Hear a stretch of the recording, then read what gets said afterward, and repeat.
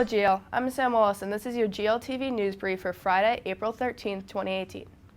Russia said it had irrefutable evidence that the deadly Syria chemical weapons attack that has prompted the U.S. and other countries to consider airstrikes was fabricated. The Russian foreign minister told a news conference Friday that there was a very alarming atmosphere over the issue and likened plans for a military response to failed action in Libya.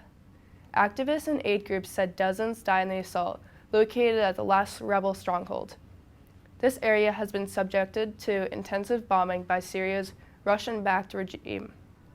The U.S. has blood and urine samples from the area that have tested positive for chemical weapons, according to two U.S.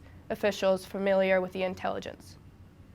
A physics teacher in Hudson County is facing possible deportation to Egypt, where a military court sentenced him to death in a 2016 case. Ahmed Basit was detained outside his home in Jersey City last week and is being held at the Elizabeth Detention Center. Basit came to the United States in 2016 seeking asylum.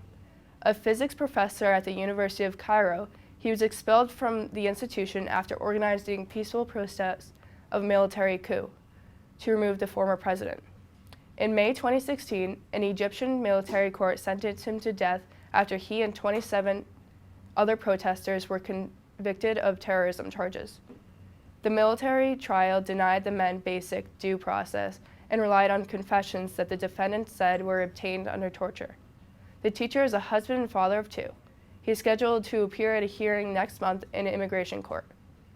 The Berkeley Heights Police PBA is hosting its annual youth fishing derby from 8 a.m. to 12 noon at Horseshoe Pond on Horseshoe Road. The derby is open to Berkeley Heights residents in 3rd through 6th grade. No fishing experience needed. PBA members will be on hand to help. Relay for Life is back at GL. This year's event will take place on Saturday, June 2nd, down on the turf field. Get your teams ready for a night full of fun and inspiration, all while raising money for the American Cancer Society.